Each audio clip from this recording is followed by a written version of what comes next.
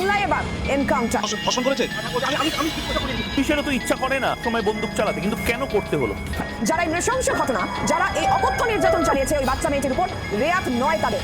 RG Kar medical কলেজের ঘটনা শান্তই হলেন আবারও একটা ধর্ষণ বারাইপুরে। 2026 সালে 4ই জুন শনিবার পশ্চিমবঙ্গে বারাইপুরে একটি মর্মান্তিক ঘটনা ঘটে। তারই কিছু ঘন্টার মধ্যে নাড়িয়ে দেয় গোটা রাজ্য। শনিবার বিকেলে একটি 12 বছরের কিশোরী নিখোঁজ হয়ে যায়। তার পরিবারের সদস্য অনেক খোঁজাখুঁজির পরও কোনো সন্ধান পাননি। পরের দিন 5ই জুন শনিবার সকালে বারুইপুরের সূর্যপুর হাট এলাকার একটি পুকুর থেকে নাবালিকার বস্তাবন্দি রক্তাক্ত দেহ উদ্ধার হয় এবং সেদিন এলাকায় ব্যাপক উত্তেজনা ছড়ায়। প্রাথমিক তদন্ত যৌন নির্যাতনের পর হত্যার অভিযোগ সামনে আসে। এই খবর ছড়িয়ে পড়ে গোটা এলাকায় তীব্র বিক্ষোভ সৃষ্টি হয়। তদন্ত শুরু করে পুলিশ।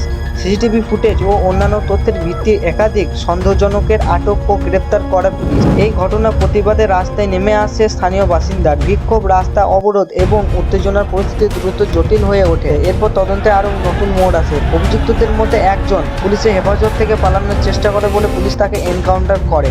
আমাদের পলিটিক্স এবং পলিটিশিয়ান এতটাই নিচে নামতে পারেন যে আমাদের প্রাক্তন মুখ্যমন্ত্রী মমতা বন্দ্যোপাধ্যায় 8ই জুন 2026 তারিখে দক্ষিণ কলকাতা বালিগঞ্জ ফাঁড়ি থেকে হাজরা মোড় পর্যন্ত একটি প্রতিবাদী মিছিল নেতৃত্ব দেন এই বারাইপুরে ধর্ষণের ভিত্তিতে। কিন্তু আমার প্রশ্ন একটা, 9 আগস্ট 2024 সালে আরজিকর মেডিকেল কলেজে যে মহিলা ডাক্তারের ডেড বডি পাওয়া গেছিল ধর্ষণ ও মার্ডারের ভিত্তিতে, তখন আমাদের এই প্রাক্তন মুখ্যমন্ত্রী কোথায় ছিলেন? তিনি তখন কোনো প্রোটেস্ট বা মিছিলে নামেননি। এটা কি নাটক নাকি মানুষকে বোকা বানানোর চেষ্টা? এটা আমাদের মতো লোকরা এখনো বুঝতে পারে না।